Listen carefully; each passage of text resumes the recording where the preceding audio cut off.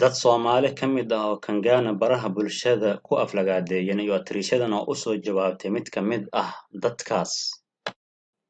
Kangana waa atariishada ugu dabeecadda adag Bollywood-ka. Xiddigtan afkeeda qofkii ka badbaado oo aysan ku weerarin waa qof aad u nasiib badan, balse inta badan ee Bollywood-ka ka tirsan atoorayaasha ayaaba iska yar inta ka badbaadeen. Kiiskiisu Shanti markuu bilowday ilaa maanta, Kangana dadka dabeecaddeeda barteen misena u fahmeen inay tahay qof xumaan raadis ah ayaa sii kordhaya. Waxaa kaloo la helay dad shalay taageero u ahaa oo maanta neceb. Haddaba dad Soomaalida oo iyagu meel walba joogaan ayaa la arkay iyagoo ka mid noqda dadka Kangana baraha bulshada ku aflagaadeeyeen. Weliba waxay ugu tageen Twitter-ka ay samaysatay dhowaan, halkaas ayaa Kangana si weyn loogu jafay.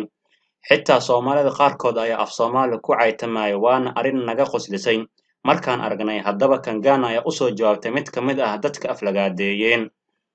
Waxay tiri Kangana, maalin walba hal erey oo aflagaado ah ayaad ii soo dirtaa, waana ku caajisay ereygaas. Adna kama daashid miyaa, mise ereyo kale oo aflagaado ah ma taqaanid?